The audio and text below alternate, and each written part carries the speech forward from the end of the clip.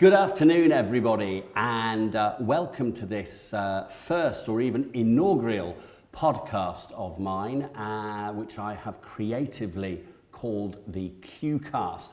And I'm joined today on this rainy afternoon in Doncaster by none other than Simon Young. Simon is the co-founder of Institution, who are one of the UK's premier digital marketing agencies. And we're here pretty much today to learn all about Simon, his background, and what Institution can offer potential clients who are looking to sort of make their name in the digital space. So Simon, welcome. Thanks for joining me today. What's Institution all about? Well, first off, thanks for inviting me. Pleasure to be here. And thanks for christening us as one of the best marketing agencies in the UK off the bat, but it's a new agency. We formed it from my old agency Limitless and my business partner Andy Price, his agency and Create from Retford. That's good. So you're in this digital space, creative space, but you haven't always been, have you? You met in a different lifetime, as they say nowadays. You were an accountant? Yeah, so a very long time ago. Yeah? The internet started back in 93, 94. Right. I was an accountant at the time, and it wasn't my business, I was working for someone at the time, which was an IT business, and someone said, well, we need a website. Yeah. And there obviously weren't web designers at the time. I thought I'll have a go at that, really enjoyed it. Yeah. Ended up ditching the accountancy. Throughout my career, obviously, the accountancy's been, a real benefit to me. But that's why we talk to customers about ROI, data. My background is I got really, really involved in SEO. So, I got absolutely obsessed with getting clients to the top. My own sites and client sites to the top of Google. Yeah. If we go back before that, Yahoo, Lycos. Yeah. Even FTP sites and Alta Vista, do you remember that? Ask Jeeves, all those guys, yeah. So I got obsessed with that. I'm still pretty geeky and obsessed with SEO. So, we try and learn something every day. I'm moving into things like AEO, which is the answer engines and Alexa, Bixby, Siri, Google Home. Artificial intelligence and stuff like that. Yeah. So, to go back to your original question about what is Institution, my background with data and SEO, PPC, we're a Google partner, all of that sort of thing, coupled with my business partner Andy's traditional ad man. He's worked at all the big agencies across the north. So, it's something different. We've got a few unique products. Yeah, fantastic. I remember I was actually involved in internet myself back in those days. I was a co-founder with a couple of other guys of a business called internet192.com, which was interesting this because it was founded, we'd all worked together very successfully, literally made millions together in a couple of other projects. And we sat around one day and we're saying, what should we do for the next business? And I said, I don't know, and I pulled the Telegraph out and I said, but it's got to be something centered around this, because you remember back then it was all .com this, and they were basically foretelling how things were going to be today, but it was difficult to see that you'd buy everything online and get your groceries. That you'd think, how would that work, So we bought a computer, and I think we got an AOL CD. We couldn't even fix this thing up ourselves. We had to get my friend's son, Adam, to configure it all. And we were so inept at using it that we had this eureka moment, and it was, you can't find anything on here. Let's create a directory for the internet. Right. And thus was born Internet Directory Inquiries, and we called it internet192.com was the URL because of being synonymous with 192. And this broke every rule. It was hugely successful for us, this, for quite a long time, but it broke every rule in the business book, because what did they tell you? And you probably, as an accountant, you'd advise a client to research their marketplace first, wouldn't you, before putting any sweat equity or physical money in. So we've been doing this for about 3 or 4 months. We'd found a techie who was, like you, self-taught, Yeah. got the website together, got a database, and off we went. And I got a sales team, but eventually was about 60 people strong. But it was a very... Selling advertising? Selling advertising over the phone. So this was an excuse to sell advertising. It was like Yell.com. And this is... I got one of my lads came to me and he said, Steve, I've got this client or prospect. He's probably going to go with us, but he said he's also considering Scoot or Yell or TomWeb. And I'm like, shit, who are those? I didn't even know. They sprung up overnight. I didn't know. No, they'd been in the game already. Okay. And Yell, of course, was owned by Yellow Pages and BT and all that. And the interesting thing that I've always thought, because we built that business to be worth a lot of money and it had a residual income of about 100 grand a month out of subscriptions. But I thought to myself, oftentimes, if we'd have actually done our research like you're supposed to do, and found that those big players were in the game already and what they were doing was so sophisticated compared to what we came up. But three Muppets from Doncaster, we'd have just said, oh... You could have been Google. Yeah. Yeah, well, could have been, should have been. That's another story, but it's interesting. So I do remember, the Jeeves, and in fact, Robert, my techie, he was Alta Vista guy through and through. It was the only search engine he'd use. And then interestingly, he said, I've started using this one, and it looked very, very dull and boring because it just said Google and there was a search box in the middle of the page. It wasn't populated like Yahoo and Lycos, You thought, who's going to use this? Well, and now it's taken over the world, Yeah, and now it's taken over the world, and takes a lot of your advertising spend. It does, yeah. Don't get me started on that one. Well, just going back to this SEO thing, because I've got it on very good authority, because I've spoken to a few of your clients who've told me the sort of results that you've got them, not only in terms of targeting and accuracy, but also volume and cost, but you're pretty much one of the leading experts, maybe even in the world, on SEO. Could you just expand on that a bit for me? Well, yeah, that's a bit of a boast to say I'm one of the best in the world. Hey, well, you've got to say, you've got to blow your own trumpet sometimes. Well, I have been known to do that, so, as you're probably aware. But the SEO. My real issue with SEO are the companies that sell it. Yeah. There's a ton of companies out there selling it that don't even know what they're doing. They're selling a dream to somebody. Or they're just selling a package. We can do this, in 6 months you'll be here, you'll have this amount of traffic, you'll be ahead of the competition, and then, lo and behold, 6 months later, they're nowhere. Yeah. And then they're saying to the client, it's not our fault, it's Google's fault. We just need to do this or do this, and there's, it never seems to be... they don't take responsibility for bad results. No, and they're not actually... researching and producing new techniques all the time. What they're doing is just peddling a recipe, which works to some extent. Yeah. But I think the main problem is a lot of the clients don't know what they're buying. Yeah. So they know they need SEO, but they don't know how to discern which company actually knows what true SEO is. Well, because like I've just said about you, and he is, by the way, because I've been testimony to this guy's results, but all these agencies say that they're the best. And when I've not experienced this directly with SEO, but with other things where I've gone to so-called experts in the past, when you say that you've seen another expert and they said this, that, or the other, which in any way contravenes or even threatens this guy from getting your business, they tend to sort of poo-poo it, don't they? Go, oh, no, he's got all that wrong. You know what I mean? But because they're in sales mode, aren't they? Yeah, but nearly every client that we take on has been burned or had a bad experience, and then, how do we genuinely show that we're any different? Yeah. And it is...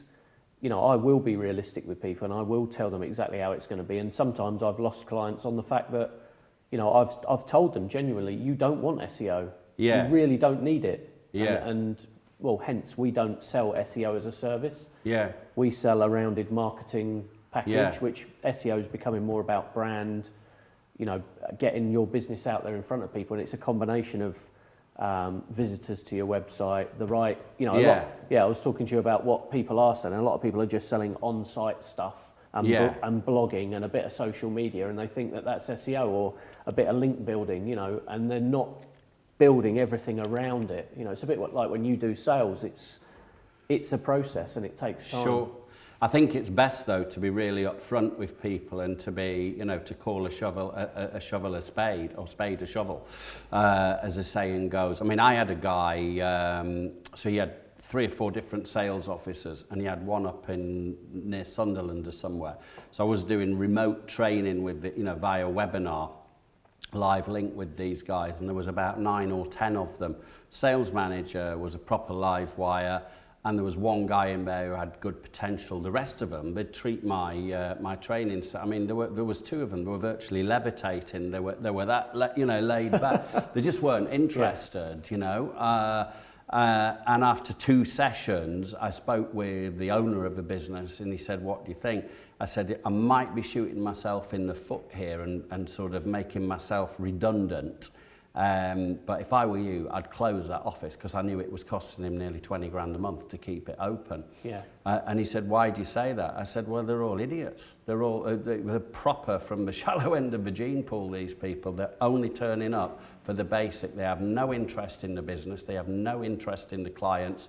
They have no interest in going anywhere apart from out of the door at 5 minutes to 5, and probably to the pub."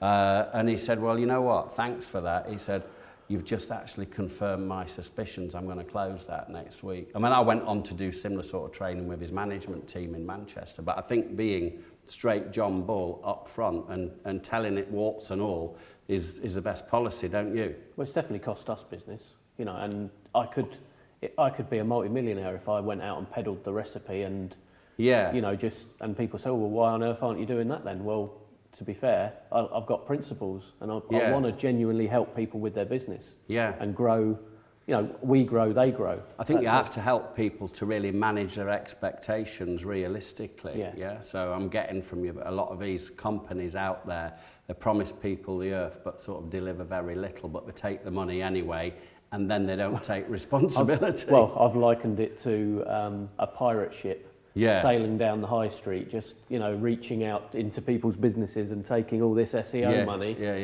and then never coming back. Stand and deliver, but they don't deliver. They don't deliver. No. And it is very, very difficult. Yeah. You think if you're going after a competitive term, you've got millions and millions of results to go against. Yeah. Often you're going up against sort of national brands. Like I've got. I can't name the client, but I've got somebody at the moment who wants to go after what I would say is probably one of the most competitive terms on earth. Yeah. Like there are millions of searches a month for this product. Yeah. And I'm going to have to turn around and say, don't bother. Yeah. But they genuinely have got the budget. They could throw 20, 30 grand a month at SEO on that. Yeah. But they want it delivering in 3 to 6 months, and nobody can. No. Literally, it's impossible. So we'll have to put a strategy in place for them, which is less competitive terms. But what we'd rather look at is terms that have got intent. Yeah. So that have got buying signals in them. So people are saying, how do I get hold of X? Yeah.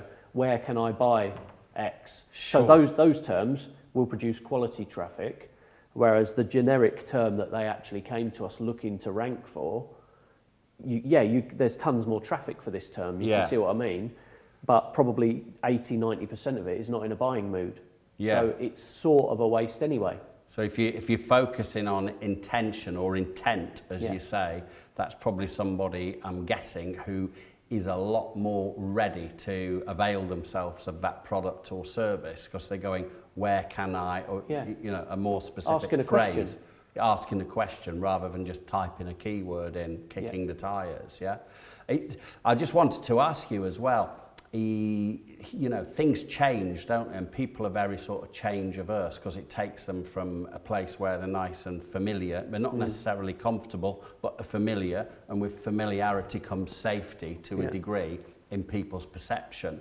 So change takes us out of that and into a possibly uncomfortable, uncertain and unknown place. And I've always thought over, not always, but over the last sort of couple of 3 years, that things have moved so quickly with the advent of social media, SEO, PPC, Facebook advertising, Instagram, Snapchat, all these things. I honestly think that 30 years, we've probably had 30 years worth of what we call quote unquote normal change in the last 3, 4, 5 years as regards the web and advertising and marketing. It's just changed. Well, it's month to month. Yeah. So I can look at, you know, we do a lot of Facebook ads for people, and you can look at, well, I think I put a post on LinkedIn last week about here's a campaign we've run. It's for this product. It's on these keywords, and it's into this audience. And we spent £1,000 and got, I think, 50 odd results. 50 odd sales inquiries, and we ran the same one a week later with the exact same collateral, same keyword, same audience, same budget, and got 0. Shit. Right? So you explain that to me, right? Because I think I can explain it, because I think you look at Facebook and Google, what they're doing is there is such a volume of space available to advertise a product. And although obviously all they want to do is keep you happy and take your money as an advertiser. So yes, this is a great result to start with, but if another advertiser comes in down the road, they want to keep everybody happy. So they'll shuffle your ads into the crap zone, if you know what I mean, occasionally. And unless you're tweaking those ads on a daily basis, you're really, like you said, is it changing by the year? It's changing by the week, literally by the day.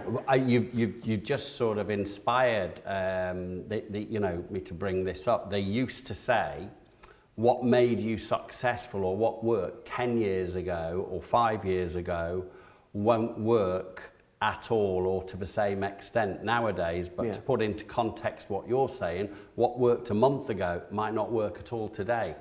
Yeah, there's the principles behind, you know, the grunt work that we do, but then you do need to be different. Yeah.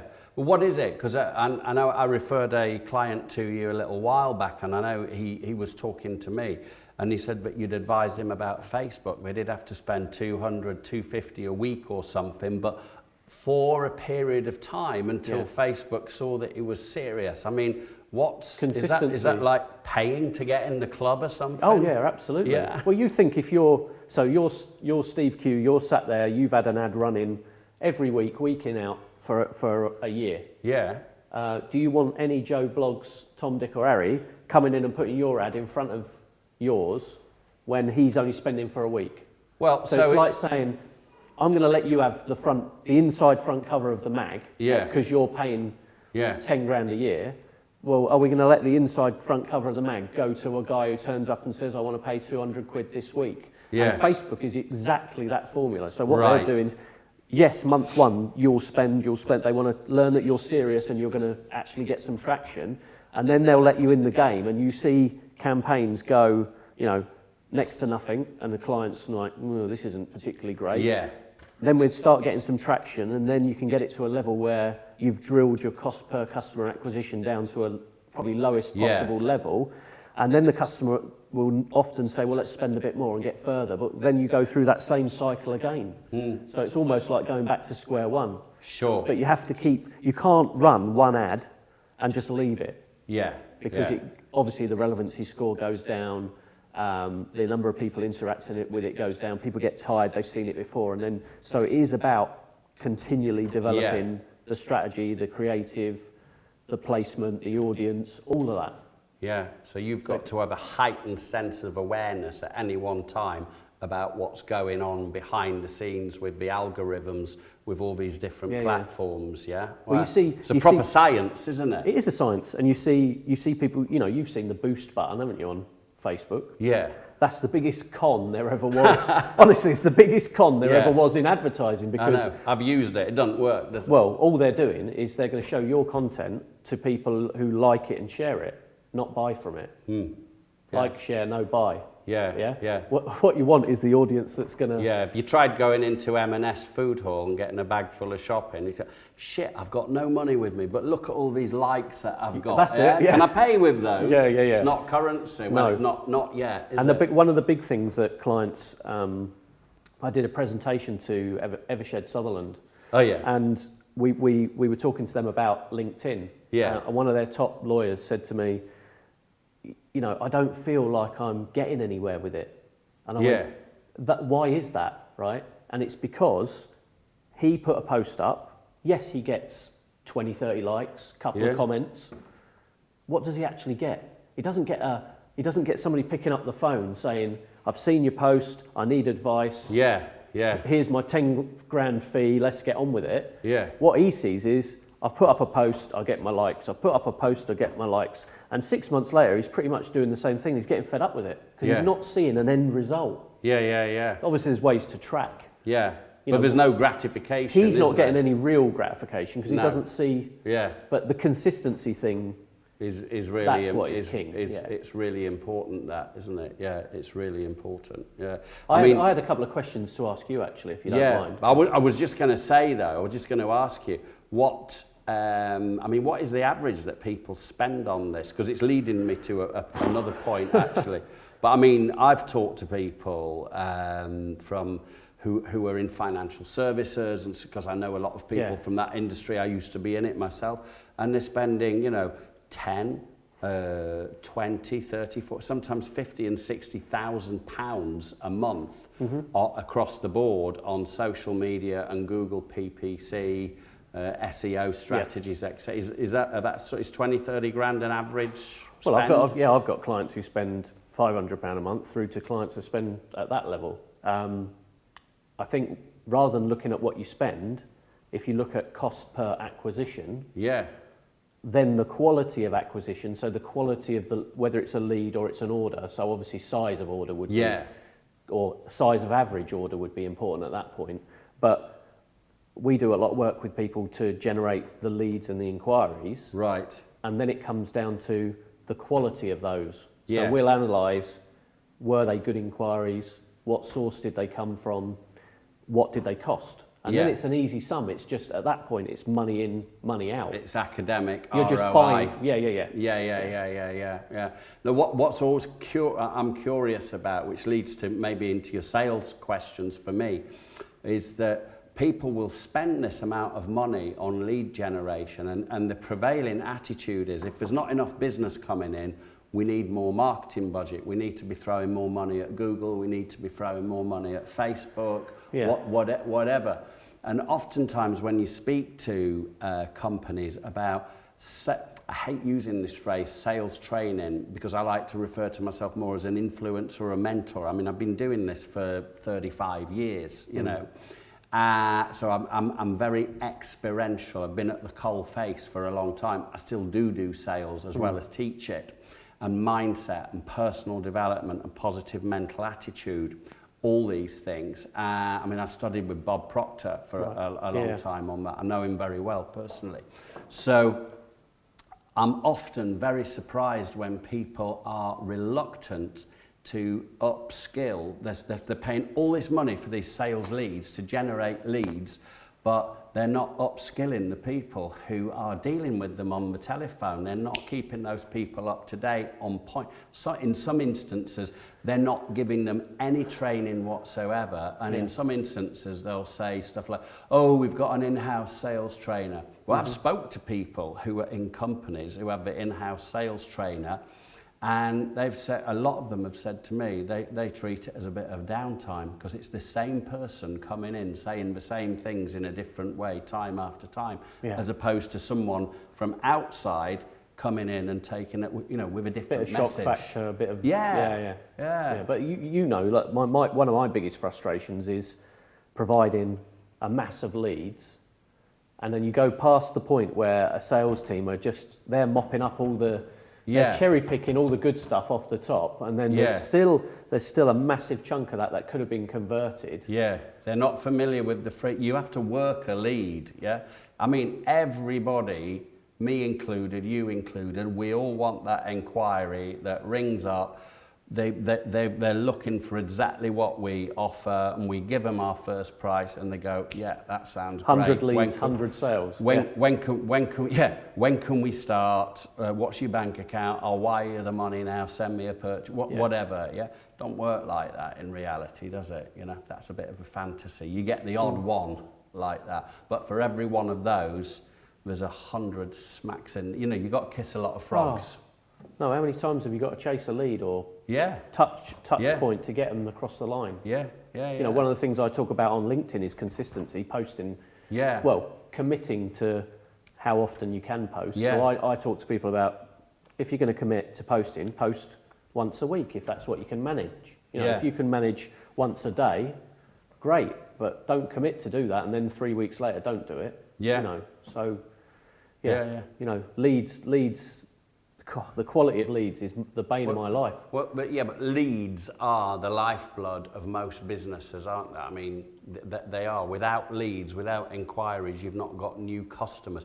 This is another thing as well, that how people, they get a customer and maybe don't look after that customer. And I listened to a fascinating interview with John Paul DeJoria from Paul Mitchell a few weeks ago, and if he said it once, he said it half a dozen times. He said, you want to be in the reorder business, you want to be in the which means retaining customers who keep coming back to you, not treating them like crap once you've had the money and you know, we've had your money, go away type thing. Yeah. Well, I went to a customer the other day, and you won't believe this story, right? Well, perhaps you will, because you've probably seen an example of it, but I went in there and I was talking to him about Facebook and Google and generating leads. And then I was talking remarketing. And I said, have you got a big email list? You know, how many customers have you got on your database? And they said, we haven't got a database. And but I've got 8 bin bags full of cards, full of their names and addresses and email addresses and that. I went, well, you've got them just stick them on a spreadsheet. Oh yeah, but that'd take time. That'd be ages. There might be 10,000 records in it. I went, 10,000 records? Yeah. 10,000, please, we can create the audience and let's get going. And she said, well, I'll have to get a temp. I went, what's a temp? 400 quid for a week? You know, get a temp in, get them all typed in. Yeah. Oh, I don't know about that. That's like the easiest. Has she never heard of Upwork or Fiverr? you send that to somebody and an inputter will do it, you know, cheaply. Wow. It's amazing though, isn't it? People's sort of reticence to take any sort of action like that. I mean, even at a 1% penetration there'd be, 100 deals, 100 sales? Yeah. Hundreds, and then possibly referrals off of those and repeats off of those. I mean, leads are the lifeblood of any business, aren't they? Without these new leads, you know. And you were just saying when we were off camera about this company that had got this huge empty lead box. What, 10,000 odd? Well, they had 8 black bin liners full of cards with names and addresses on it of customers that had bought from them in the past. Oh, right. So these were actual existing customers. Sorry, I missed it. I thought they were actual leads. Yeah, so they were worried about GDPR, so they said, can we even contact these? Yeah. Hello, they're actual customers. Yeah. So, you know, they were reticent to actually get a temp in and just start typing them up. It was going to cost, what, 300-400 quid, or you were saying you could use Upwork or something like that. Yeah, Fiverr.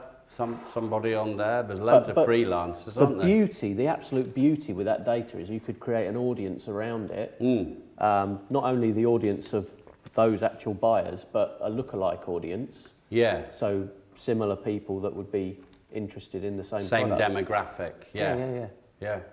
Dead easy. Best marketing spend you'd ever spend. Yeah. It's crazy, isn't it? This is one of the things that you come up against, though, time and time again, is people say they want one thing, but their actions or lack of actions would tell you a very different story. And I talk about the A word all the time being attitude, and it's attitude, but there's another A word, and it's one that really pisses me off every day, and it's people's apathy.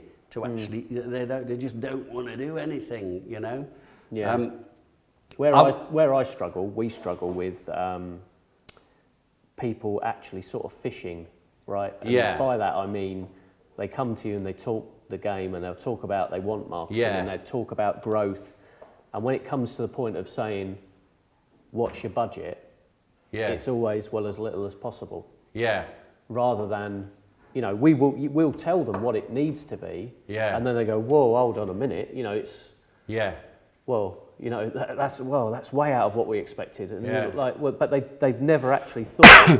Excuse So, me. you know, sort of my question is how to get people's expectations in line with a budget. Yeah. Do you see what I'm saying there? Yeah. That's where we struggle is. I experience it too. I went to see a company recently, this is about 2 months ago, and like you, obviously I won't name them, but I sat in their boardroom and I sat with a couple of the directors and with the person who'd brought me in, yeah? And they're doing a lot of money. They're doing millions and millions a month in turnover. It is not an SME, it's a big business, yeah? To put it into context, they were having a works due 2 days later and they were spending 300 grand. Yeah, I said 300 grand Right, okay. on a booze up, you know, and a day out for everyone. So lots of money. And we sat there and they said, well, first and foremost, when I walked through their call centre, which was a 70-odd person operation, I asked them if it was lunchtime because it was so quiet. I mean, it was like a cemetery with lights in there. And they said, no, that's one of the problems. There's not enough energy and noise in there. I said, right, okay. So anyway, we had about an hour-long meeting. And I said to them, so when do you want this sales team shaking up? And 3 of them said in unison, yesterday. Right, Thought, okay. Right, okay, Yeah. great, fantastic. We know where we're batting then. 2 months later, they've been unable to make a decision. And the thing is, I quoted them if I went in on a one-off, I'd probably be, if it was a big business, 7-8 grand for a day. You know, if you're going to take me for 2 or 3 days, we'll do a deal. But because this was going to be an ongoing thing, I think I pitched in at something like 2 or 3 grand a day. Right. Yeah? And so they've spent 300 grand on a party. I don't tie people into contracts, yeah? So I've never had it happen, but if you don't like me after a week or two, show me the door. Yeah. You know, give me my check up to date, but it's never happened. So it was non-contractual, and their CFO said, oh, it looks a little bit expensive, yet if we'd got their results up by about 1%, it would have given literally 1,000% ROI on my fees. And the thing is, with the training thing, is I bring in 30 odd years worth of experience and ideas and techniques and things that I've seen in other companies that I deal with, teach it to them. You pay me once, you can use it forever. Yeah. You know, it's a bit like what people learn off you, isn't it, as well, when you sort of educate them. It opens their mind up, and once it's open, you know, hopefully anyway. You know, well, another client I sat with recently, we pitched it at 2 grand a month, and it was some SEO, some social media, and that was after negotiation. You know, we got it down to, basically that was what the bare bones of it was, to say, we'll prove to you what we do works. Yeah. And then we then got to, it's still a bit expensive, and same scenario. This is another multinational business. Yeah. Small uplift, and they are currently dealing with one of the biggest agencies in the country on SEO. Right. And I have had that plan shared to me, and I would have just burnt it and ripped it up. It was awful. It wasn't even close to SEO. Right. So, and what I'm pitching is a complete different strategy to what they're doing. Theirs was just blogging. Yeah. Not even on topic, half of it. And we were talking about video, transcribing videos, live video, social media, Facebook, YouTube campaigns, Google Ads paid campaigns to get traction, because this is half the trouble. Yeah. We get a lot of people which get into sort of 7 to 20 on Google. Yeah. Which sounds all right. Well, it's, 7 to 20 on, I'm number 7 on Google out of 1 million results for a competitive keyword. Yeah, because you're still not getting any traffic. Yeah. Or you're getting the odd click. What's coming in? You're not getting any money. That's a bit like looking at, I've had 500 likes, but what's come in? Yeah, you need to be 1, 2, 3. Yeah. Right, and obviously 1, 2, 3, and you also need an ad running normally. Yeah. Because you want 2 bites at the cherry. Sure. So a lot of people, Google would say to you, there is absolutely no relationship between paying for an ad and where you appear on search, which is the biggest load of bullshit you're ever going to hear. Yeah, well, because, why would you ever pay for it? Well, they will claim there's no relationship between paying here and being there. Well, you need to pay here to get the traffic there. Yeah. Right? Because it's a catch-22 scenario. Yeah. Unless you've got the traffic on the page, Google won't score you properly. Yeah. So you can get to number 7, 8, 9, 10, whatever, and then you can hit it with an ad to give it a little boost. Yeah. Google goes, all right, you're prepared to pay, you're playing the game now, get the extra traffic on it. And as long as people are having a good experience and they then take an action on the page, so there's all sorts of other factors that come into it. UX design, where you're taking them, what you take them to, how you lead them around the website, all of that sort of stuff. Yeah. Or whether you take them off of the website onto social media and you get them to take, you know, because you might want to... Are they watching your videos? Are they reading the blogs? Are they, it's looking at all their all actions of those that actions. they're taking in the background, yeah? Yeah, and then they're going to give you a try further up. Yeah. Because the biggest thing that Google's afraid of is you as somebody who's searching not having a great experience, not finding what you want straight away. If you don't find the right page and find what you want straight away, eventually everybody goes off onto Bing or another, don't they? Yeah. So that's what they want to keep. They want to keep you there.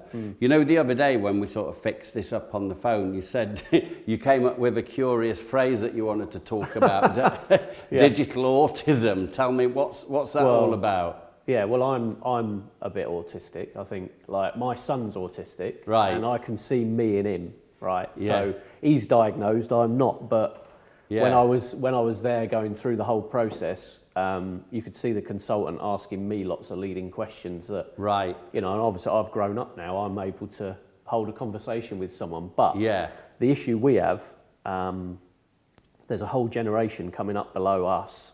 You know, if you looked at people that are 13 to 20 now, a lot of them, because I was quite scared when my son went up to high school, right? Because I thought he was going to get really badly bullied.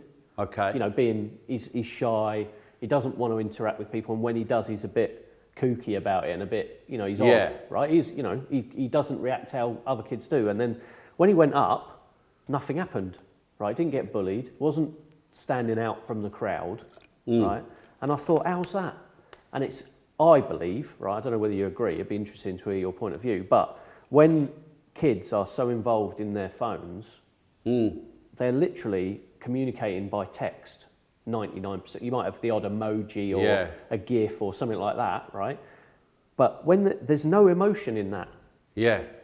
Right, so they would rather, I've had kids come for interview here where they will say to me, I'll say, well, you know, what do you do outside of work, or what do you do for fun, and what's your circle of friends like? I've had people say, I haven't got any friends. Yeah. I've got some friends that I talk to online. Yeah. What's that all about? But it's almost as if my son didn't stand out because almost all kids, or a great deal of them, are so in their devices that they don't come out and know how to... So what we're saying is when we went to school in the 70s and 80s, all these kids would have been yabba, and there's all stuff playing conkers, fighting, doing this, that, and the other in the playground. Yeah. And he'd have stood out because he'd been the quiet little boy in the corner, but they're all the quiet little boy in the corner, and they're all just like that, aren't they? Yeah, I know. It's what I think is it's a culture, but it doesn't just apply to... Maybe it's heightened in millennials, let's say. Yeah.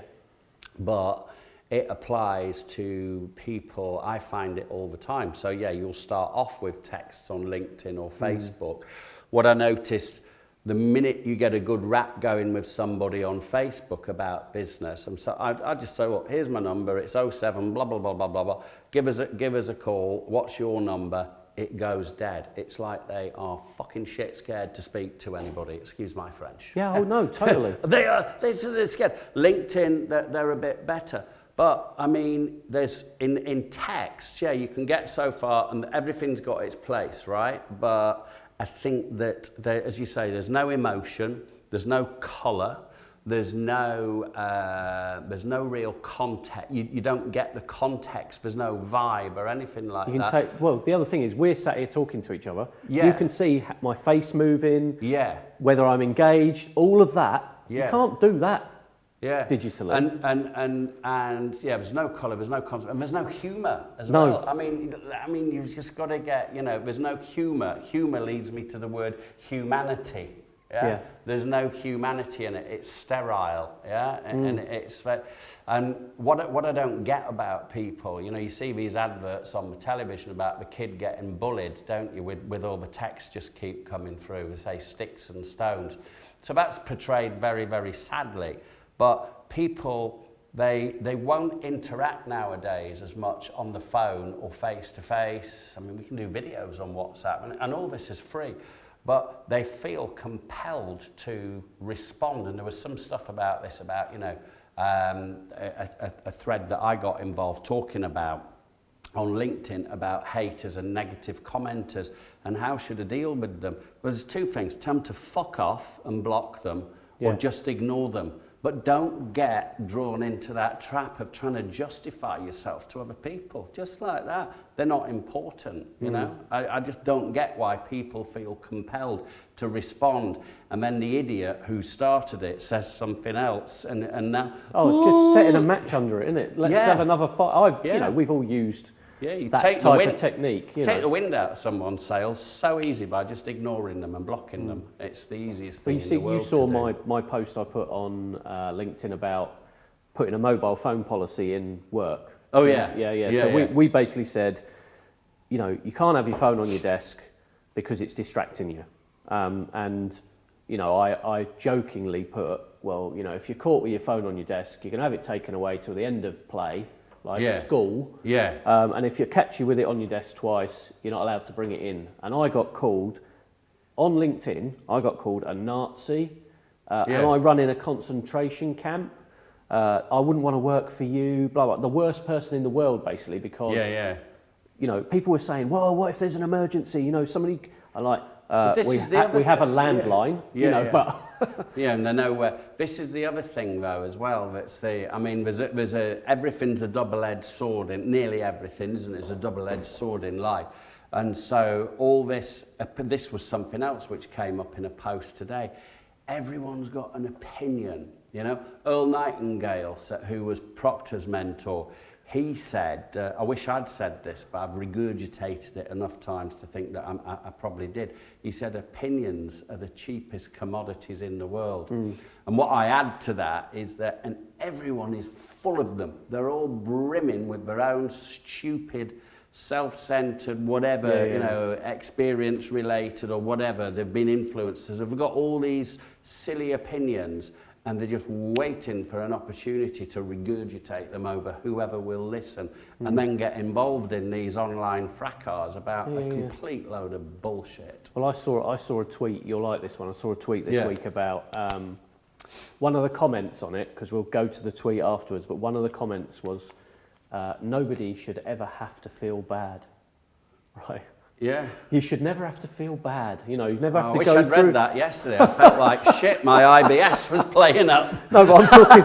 But this was and obviously mental health in the workplace is a massive issue, right? We need to look after our staff. We need people to... Well, I've always said to people, you need to enjoy coming to work. Sure. Right? First, every person who comes and is interviewed by me is always, the day you don't enjoy coming here, you tell me, and we'll either fix it or you can go. Yeah. Right? Because there's no point in sitting there for 3 months with your head down, not enjoying it, because you spend the best part of your life in work, or half your life at work, right? So you want to be part of a family and enjoy your work. Well, there was a tweet that went out, and it said something along the lines of, let me get it right, we're in a generation of people who get made to feel bad for phoning in sick to work, right? And I'm like, because it's all based on, this is the mental health thing, right? And yes, I've got young people who work for me who do suffer from, anxiety and don't necessarily get as much praise as they would like. right? But this whole thing. Do any of us? Well, yeah. This is coming back to the digital autism thing. Yeah. As in, I'm stuck in my phone, and every single thing I need to judge it.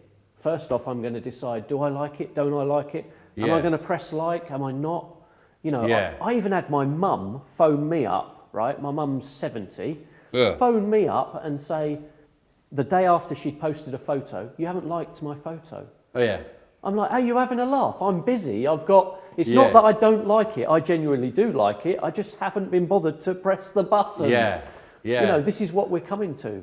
So it's weird, isn't it? But on that, like, so if I see people's stuff on LinkedIn or Facebook who I really know or who I have a digital relationship with, whether I've got time or not, as a supportive measure, I'll just click like. I might do 20 or 30. I haven't read them all. Yeah, I might go back and read some of them. I might have time to read them. Don't tell those at the people time. you haven't genuinely read it and like, Oh God, will that hurt their feelings? What I'm trying to do is to support them, you know, by doing that. I was interested about LinkedIn because there's a lot of people's posts that I see on there on a regular basis, and like I say, I you know, when I can I read them, but if not, I like them anyway to support those people. And then I've said to a few of these people, hey mate, I keep liking your stuff, you never like mine, and they say to me, Steve, would do, don't see it. Yeah. How's that? How come I'm seeing all their stuff in my feed? It's not promoted. I've not been tagged. I'm seeing it in my feed. Yet they're not seeing mine. Yet there is that. So you'll be seeing theirs. Yeah. Because you've liked their content as a rule. Right. So if you show the networks that you like some content, they'll feed you more of it. But it's not If he's not automatically like- reciprocal as No, far as the network's absolutely concerned. not, To because- show them my stuff. Well, if you take my LinkedIn network of 23,000 people. Yeah. Wow, that's a big. But I couldn't have all of that in my feed every day. So LinkedIn has to have an algorithm, as does Google and Facebook, all the others. Yeah. What are they going to serve me? And they're going to serve me what it thinks I like. Yeah. So if you're liking stuff, you're just giving it a signal. It. You're going to keep seeing it, Yeah. So maybe you need to be a bit more choosy. Yeah. Well, maybe they need to listen up and like more of my stuff. So just on a final point here, Simon, what would you say for anybody watching here who's maybe starting a business or in business? What is the main sort of USP of institution as a digital agency? So we are transparent. Yeah. You know, we're really transparent about what we do. We don't have anything to hide. You know, that's one of the things with the SEO agencies. It's all smoke and mirrors and special tricks and all this. We don't do that. We show everybody complete transparency on what we're doing. We have a good mixture of, so we've got all the disciplines. We've got video, PPC, we've got social media, we've got my strength on the technical SEO side, we've got Andy with his ad side, we've got creative, everything's covered. So we are effectively a one-stop shop, and I know a load of people can say that, but there are, if you take the industry landscape, there's probably 80% of agencies don't have anywhere near that capability or the level of experience. The real thing, and what we're trying to work on, is emotion and intent. So a lot of the advertising that we put out for people, if you take a traditional agency or just average agencies, a lot of them are just banging out adverts about a subject, right? What you need to do is take that advertising to the next level so it stands out and it's got in it emotional drivers. Actually, so you've thought about the customer, not approached it from this is who we are and this is what we do. Right. That's where there's a big error with a lot of agencies that do that. So we've got a system which we call IDAR, which is intelligence-driven ad results. Okay. And that system we've built, which automates a lot of some of the things on Google. It's got scripts that work with Facebook ads, all of that sort of stuff. I'm Steve Q. Thank you for joining me. steveq.org is the website. And please remember, nothing happens anywhere without a sale of some sort first being made. I'll see you on the next video.